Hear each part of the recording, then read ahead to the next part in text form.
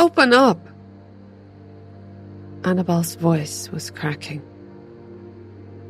She was shaking as her fist hit the old wooden door time and time again. The tears running down her cheeks felt hot, while the cold breeze rustled the naked branches all around her in the woods.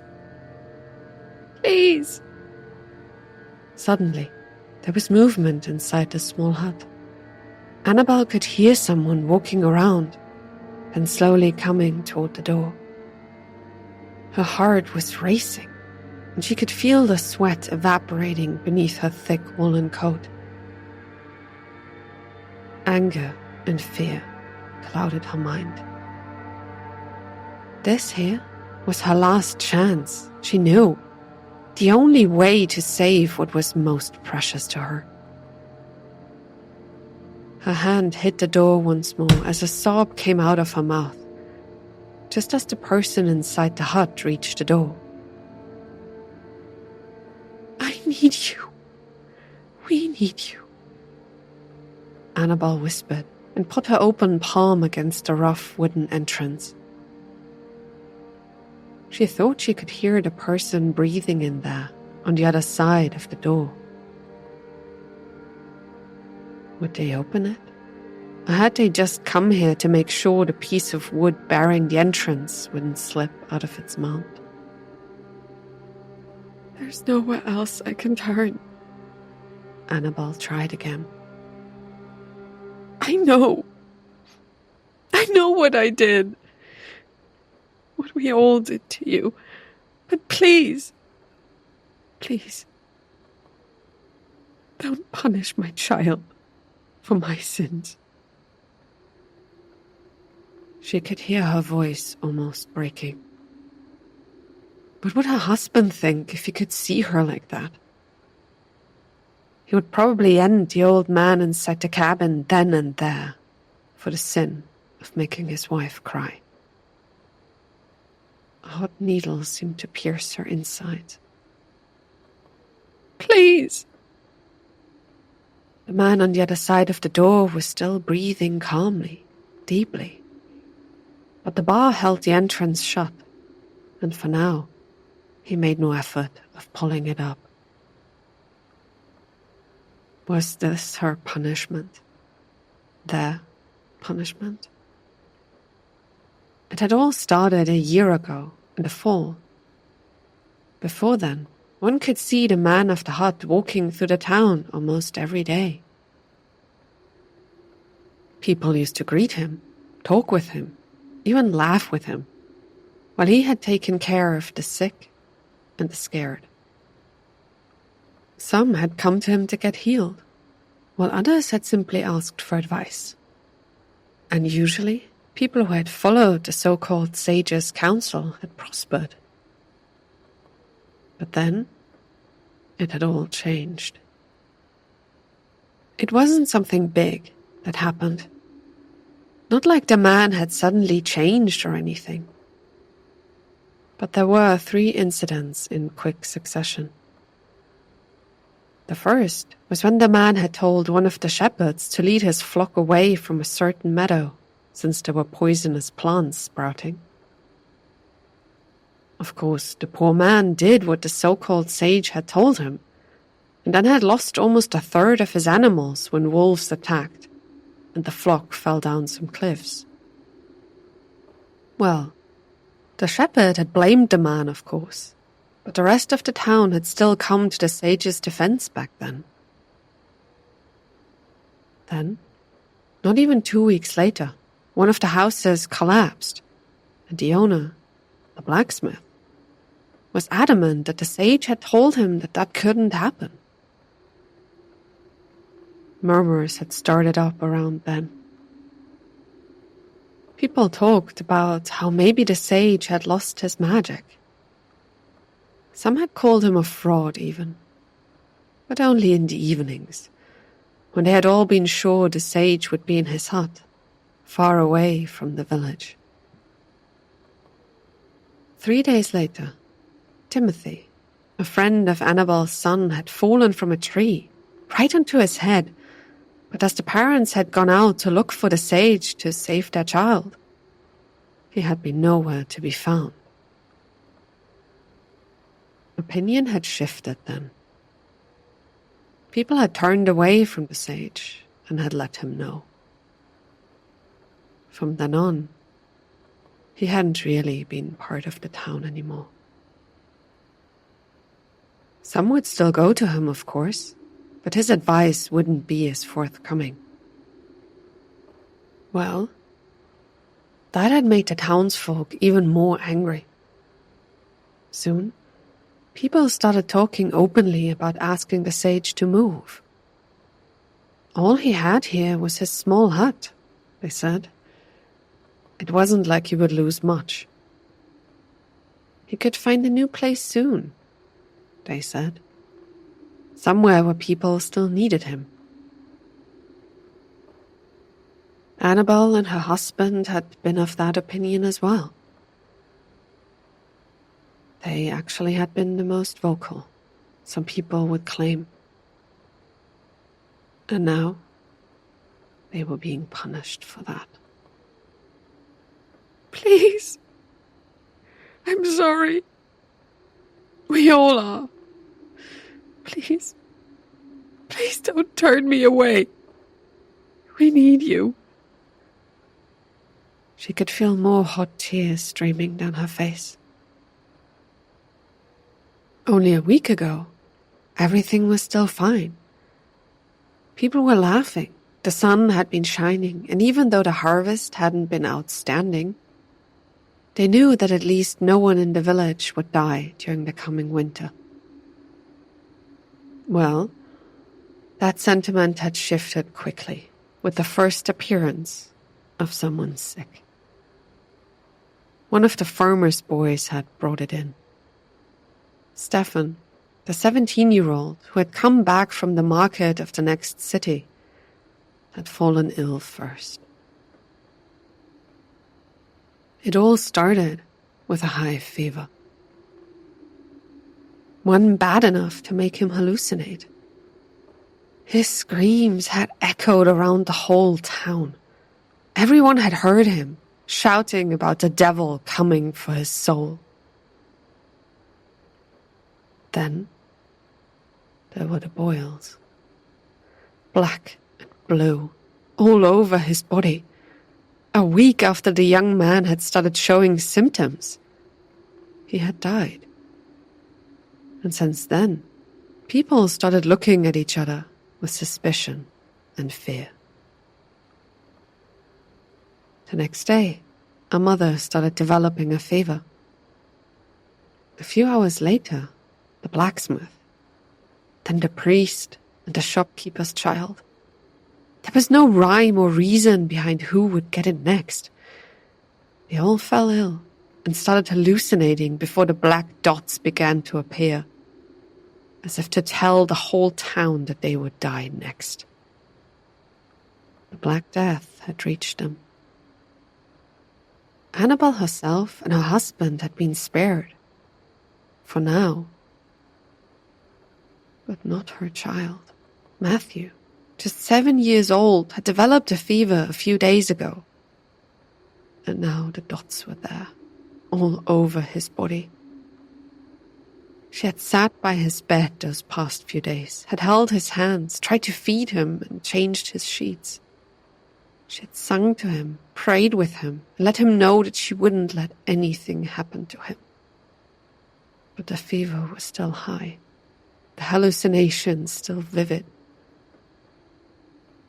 Today, as she had woken up, sitting there, holding his shivering hand, Annabelle had come to a decision. With nowhere else to turn to, she had come here. The sage would know what to do. But now, her tears had stopped. This was the least a man could do for them. After all, it could be said that this was also his fault. Why hadn't he kept a farmer's boy from going to the market? "Open the door," she whispered. The man on the other side of the door cleared his throat, and Annabelle felt the anger building inside of her. Her mother, may she rest in peace, had told her to always trust this man, that he had been around for longer than she could remember, and that he would be there for them. Then why hadn't he been? The more she thought about it, the clearer it became. This was his fault. He was a sage, a wise man, a healer and a prophet. But somehow those past few years he had abandoned them. "Open the damned door!" Annabelle hissed, now with fury in her voice. She could hear his clothing shuffling. Matthew, her son, was at home, dying, and this guy couldn't even be bothered to hurry up. Annabelle could feel the anger clouding her mind. "Open the damn door! Do it.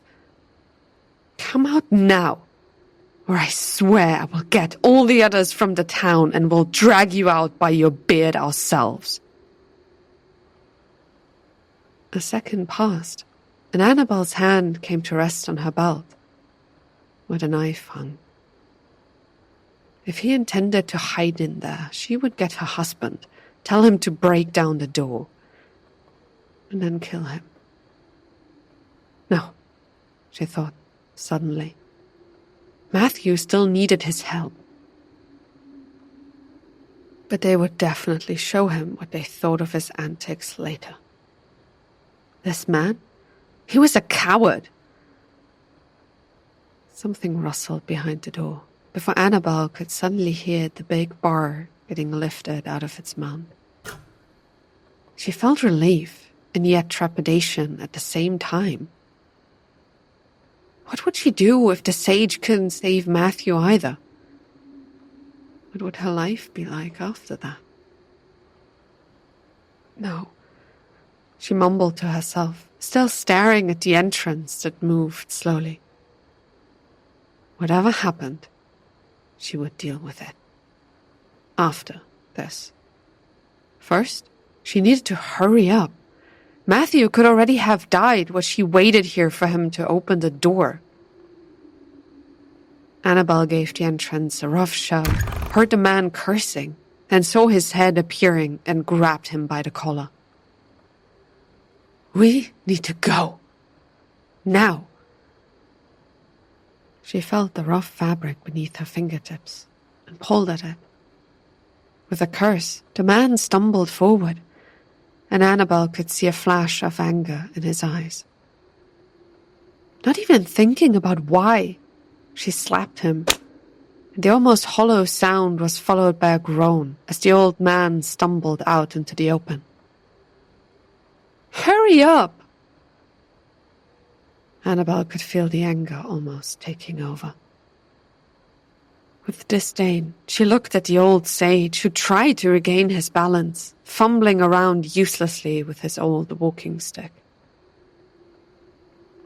It was disgusting, having to rely on someone that frail. Even though he was more than a whole head taller than her, he looked like he could weigh maybe half of what she did. This man was pretty much skin and bones. She had felt it when she had dragged him out first. "You will come with me. You will help me. Help us. That's the least you can do." Her voice sounded even more frantic in her head as she pulled the man to his feet. "I swear, help us, or there will be hell to pay." Their eyes met, but only for a moment, before the man lowered his gaze and Annabelle pulled him off his porch. He stumbled again, but she started to drag him along. She was screaming at herself and him in her head, crying to hurry up. Something might be happening in her home. Matthew was sick, dying maybe. Even though the old man managed to keep pace with her, she started to lead him through the woods. Annabelle never let go of his collar. Deep down she knew that he wouldn't try to run, but this anger inside her wouldn't let her go. He needed to come with her, to help her. There was no discussion to be had, and she wouldn't even give him the time to try. Annabelle dragged him along and hissed at him whenever he missed a step. She was cursing under her breath and felt the sweat drying even in the cold air. He needed to help her. Save him.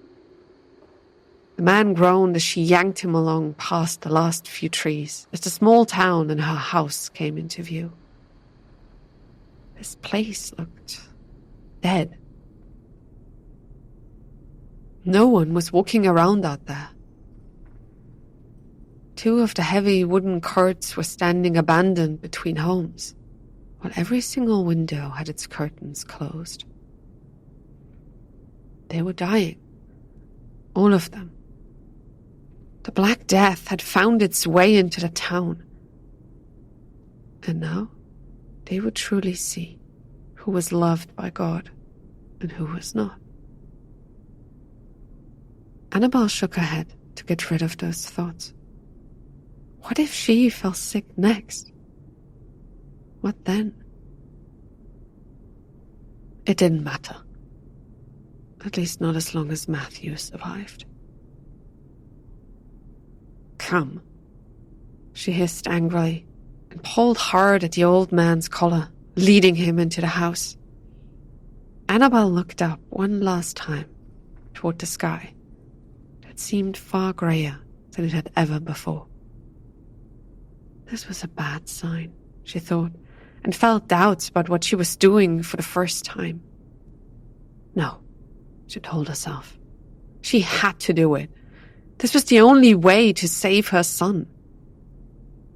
The door to her home opened before she could reach it, and in the dark entrance, Annabelle could see the figure of her husband. His face showed the same anger and fear she felt, before he stepped back and gave way to them. Quick, now, Annabelle hissed, as she dragged the man inside and through the dark and cramped house. She could smell the stench of the sickness from the doorstep and looked over at the sage, who, to her surprise, didn't show any reaction. Somehow she had thought he would be more afraid to walk into a home where someone lay dying. But the old man seemed completely focused on not missing a step again and falling down. She yanked him around and led him to the room where her boy was waiting, while her husband closed the door, then followed behind them. There, Annabelle hissed as they finally reached the threshold of the living room where Matthew was lying. The sight alone almost drove her mad. Her son, lying on the blankets on the floor, his skin so pale and dry, marred by black spots and boils under his arms. Save him! She spoke those words in anger, ordered him to do so, and shoved him forward so he could fall to the floor in front of her dying child. The stench invaded her nostrils as she shook her head. She could feel the heat coming off the body throughout the room. He seemed so thin, so frail, so sick. Annabelle couldn't help but sob and felt her husband's hand on her shoulder, turning her until she could bury her face in his chest. For his part, she could hear the sage crawling over the floor toward her son. And for the first time since this whole mess had started, she could feel a slight sliver of hope. Please do something, she sobbed, yet got no answer. Annabelle wiped away the tears to take a look at what the sage was doing, and her heart almost sank. She watched the old fingers tracing down the side of his head, and then to the black boils under his arm. The darkened skin broke open as he touched it, and she heard her son groaning in pain as the stench of pus filled the room. "Save him!" Annabelle looked down at the old man, who slowly took out a napkin and wiped the stinking liquid off her son's skin. He was dying. She knew. The face she had watched grow up looked almost dead already. There were still traces of what he had thrown up around his mouth. The eyes seemed sunken in, as did the cheeks. Just a week back, he had smiled so brightly, Annabelle thought, and could feel tears building up in her eyes. The old man was carefully turning her boy's arm and looked at his hand and let out a quiet sigh. Annabelle wanted to scream. The fingers had turned black. Well, the tips had. And the fingernails stood off at an odd angle. She watched the man put down the hand carefully, then shake his head. Annabelle's chest tightened. He grabbed the wet towel next to her son's makeshift bed and slowly wiped down his forehead, which seemed to almost glow. She already knew what he would say to her, even before he turned around and their eyes met. I am sorry. The sickness. It is deep inside your son. He is in the embrace of death already. There is nothing I can do. I can give him something so he can pass on in peace. But that is all I can do. Annabelle could feel her knees buckling, and she fell to the floor. No, this couldn't be happening. It was wrong. Her son, he had to survive. She even got the sage to come here. Annabelle was crawling over the floor, shivering and sobbing. This couldn't be. It wasn't meant to be like that. What else could she have done? What should she do now? She reached her son and pushed the sage out of the way. Her poor, poor baby. Why? Why did it have to be him? Tears were streaming down her face as every breath turned into a sob. She hardly felt the old, frail hand on her shoulder, and only realized the man was touching her as he spoke. I am so sorry, Annabelle. It was like something flipped in her head. She couldn't remember why or how, only heard a scream, then a slap, then felt two new, strong arms holding her back by her shoulders. Her husband was behind her, stopping her, while the sage was lying there on the floor, his hand up at his mouth as blood trickled from the split lip. All that fear and sorrow she had felt turned into pure, unadulterated rage. She screamed and tried to get at him again, but her husband still kept holding her back.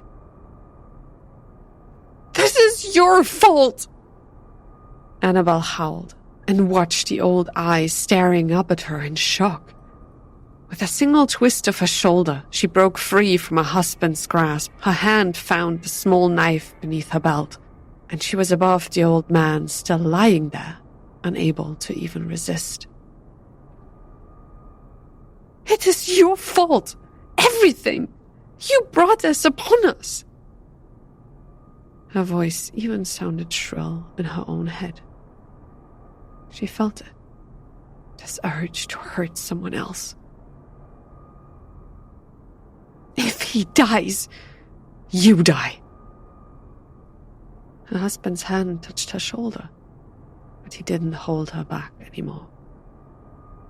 She put the tip of the knife right under the sage's eye and made sure he looked at it, then back at her. He dies, you die. Do you understand? The sudden burst of rage frightened even her, but she couldn't stop herself. Without her son, nothing mattered anymore. What would be so bad about the old sage being gone? He didn't warn them. He didn't stop it. It was his fault. If it was too late to save Matthew now, why hadn't he appeared sooner and on his own? Why? The tears streamed down her face again, and she felt the old hand touching her wrist softly. Annabelle couldn't take it anymore. She screamed, lashed out, and slashed the old man with the tip of her knife. A cry reached her ears as blood shot up, and she could see the old face, now with a cut along the cheek. This man was weak, useless. He couldn't save anything, not even himself. Annabelle's hand found the old throat, and she pushed him back as she raised the arm with the knife again. This time, she was aiming for his chest. Stop, please! The old voice howled, and she could see true fear in his eyes. He was scared of dying, and he would be in a matter of moments. Annabelle gripped the knife tightly and tensed her shoulder. Stop! The old man cried again, his eyes looking up from her to the weapon in her hand. There is something I can do. Annabelle stopped immediately. Her eyes narrowed as she studied the old face that was bleeding profusely. He looked up at her, begging her. I can do something. Please. Annabelle moved back to give him space. You better hope you can. If he dies... The old man was nodding, turned and crawled over to the body still lying on the bedding, as Annabelle watched his every move. She could feel the hilt of the knife pressing into the palm of her hand. If he tried to run, she would kill him. She knew, as did he. Nothing and no one would stop her.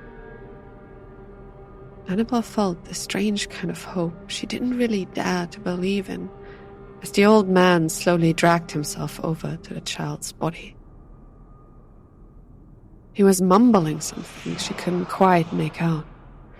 It wasn't in any language she knew. It sounded strange, off, almost threatening. He was wiping his blood on her son's forehead. For a moment, every part of her screamed at her to stop this. This wasn't normal, not natural. Something bad was going on there. She knew and felt it, but couldn't move. It didn't matter, Annabelle told herself. As long as her son survived, nothing else mattered. The old man's lips still moved with this strange foreign prayer he spoke, and touched the sick boy's forehead, and Annabelle felt a chill in the air as the gas lamps flickered all throughout the house. Curtains were moving around, and a tremor started running through the floorboards, while the sage slowly raised his head and spoke in this rhythmic rhyme. She could feel her husband's hand on her shoulder, and felt like he wanted to say a word, but Annabelle shushed him immediately. Something was happening. She could see it.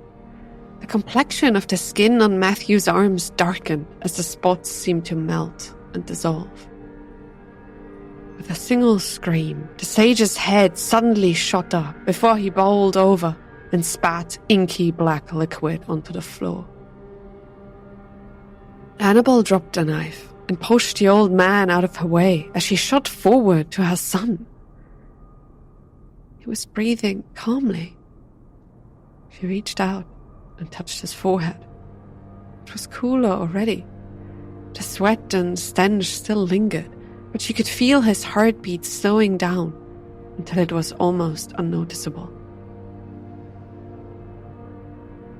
"What did you do?" Annabelle heard herself asking, but couldn't look away from her son. That pained, frightful expression was gone. She heard the man behind her groaning as if he was in agony, and answering in a meek and weakened voice. "Something no one should ever do. I hope you're happy." Annabelle felt a stinging in her chest. His tone was defiant, almost angry, but she didn't care. All that mattered was the body in front of her. "Get him out of here, and make sure the whole town knows that he can do something," she hissed, and shot the old man one last glance. His eyes were wide, pleading, but she didn't want to hear another word. Her husband did as she had told him, and dragged the now cursing and screaming old man out of the house, while she finally found time to clean her son's face. Even though he hadn't spoken or opened his eyes, his expression was calm now, as was his breathing. Annabelle took the wet cloth and slowly wiped his mouth and eyelids. He would wake up soon, she told herself, and shed a tear of joy, the first in what felt like an eternity. "It's okay, baby," she whispered, still hunched over his body as she heard the door getting thrown shut amidst protests of the sage. Annabelle smiled softly. Not only was her son safe, but her neighbors could maybe save their loved ones as well. Finally, the sage had done something right for once. She started humming the tune of her favorite lullaby while she slowly began to wipe down Matthew's neck, then arms. The black boil that had been ripped open was already shrinking, and she took great care to clean it, then bandage it with fresh cloth. Everything would be okay now, she thought with a smile, and heard the sage screaming somewhere outside. Probably the neighbors, now finding out that he could have helped them much earlier. A fitting punishment. Annabelle continued washing her child and listening to the noises outside while humming softly. Everything would be okay, she repeated in her mind. Soon, he would open his eyes, and they could be a normal family again. Hours passed by when she cleaned up first her son, then the rest of the living room. The worst stain was left by the black liquid the sage had spewed out after saving her son, she found, and that one seemed to have soaked right into the wooden boards. She could smell it. This distinctive odor so different from the one of sick and sweat that permeated the house. It stung her nose like sulfur, yet looked and behaved more like oil. Annabelle almost stretched as she put the cloth she had used to wipe it away within a bucket and threw everything out of the window. But in the already lowering sun, she saw something.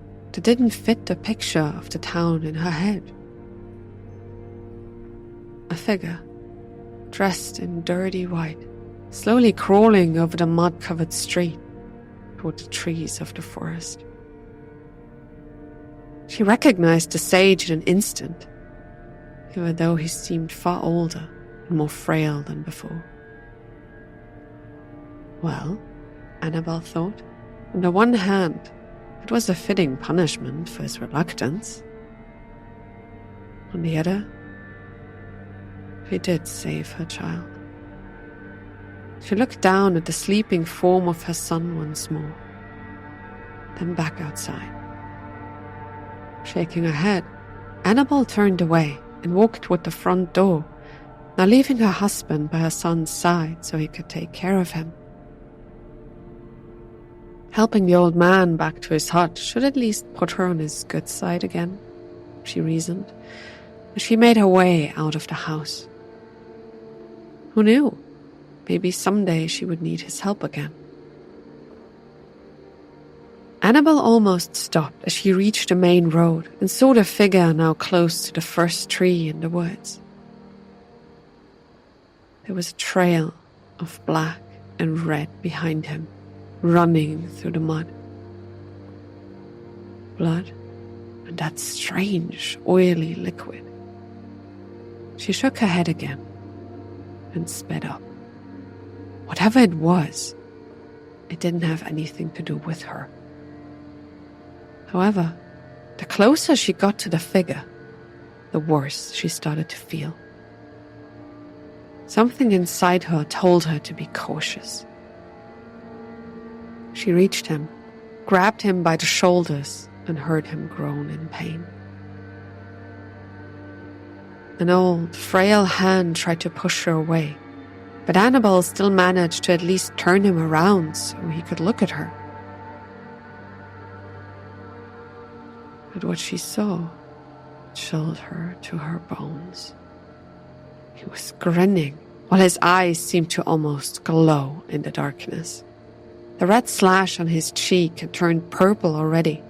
He had a black eye, and one side of his face was swollen, and two of his teeth were missing. There was unmistakable hate in his gaze. Curse you, he groaned, and Annabelle slowly propped him against the first trunk of a tree. The neighbors had been enraged as well, she thought, and felt a pang of guilt inside her chest. all of them. The town, and especially you, Annabelle. Without a word in response, she pulled out a napkin and started wiping his face. Black stuff had been caught in the white stubble on his chin. At every labored breath, he groaned in pain. Curse you all. Annabelle furrowed her brow. You didn't leave us much choice, did you? She whispered back, now feeling the anger again, pushing away all the guilt. The man gave off a broken chuckle as a few drops of blood mixed with that black stuff ran from the corner of his mouth and dripped down onto his shirt. I felt bad, doing that to your child. I didn't know what to do. You would have killed me. Annabelle felt that chill again. Did what to my child? The man cackled again, while his eyes were fixated on hers. You cannot save them. Your child was dead the moment I put my lips on his forehead. She was shaking her head in confusion. No, her son was okay now. Annabelle had seen him getting healed. The man swallowed hard and coughed up another clump of blood and black oil. This is your punishment for all you did. Curse you all. Her hands grabbed the old man by the shoulders and pressed him against the trunk of the tree. "What did you do?" she hissed at him as his eyes were losing focus. The old man chuckled one last time. His hand reached up to her face, almost tenderly stroking her cheek. One last word came out of his broken and bloody mouth. Revenant. She could see the light leaving his eyes, felt the tension vanishing from his body, and knew that he was dead. Yet still, there was this grin on his lips, like he was smiling about the last joke he had played on them. Annabelle pulled him forward, then slammed him back. His head fell to his chest, but no sound was coming out of him now. She could feel the cold breeze as the sun slowly sank down. A chill crawled up her spine. The town was quiet. Far too quiet. People should be rejoicing. Annabelle got up and turned toward her own home. The window still stood open. Why hadn't her husband closed it? Was it because of the stench? Annabelle saw a shadow moving in there, and suddenly she started to run. Cold sweat was running down her back. What had the sage done? Something was wrong. She almost flew over the dirty street and toward her house, which seemed far darker than normal. Something bad was happening here. No, all over town. She could hear voices screaming. Annabelle reached the window and looked inside. The spot where her son had been lying was empty. Her heart was racing. She wanted to shout in joy and terror at the same time. But her voice caught in her throat as she noticed the two people in the corner of the room. Her husband and her son, hugging. No. Something was wrong there. She could see hands with blackened fingertips holding onto her husband's shoulder. The face of her child, a waxen mask, as he lifted his head to look at her. Blood was streaming down his chin from his teeth that had bitten into her spouse's neck. Annabelle could see it. His eyes were glowing as oily black tears ran down his strangely pale cheeks. The hand let go of her husband, and his body fell to the floor. Annabelle screamed, and her voice echoed the cries and shouts of all the people throughout the village.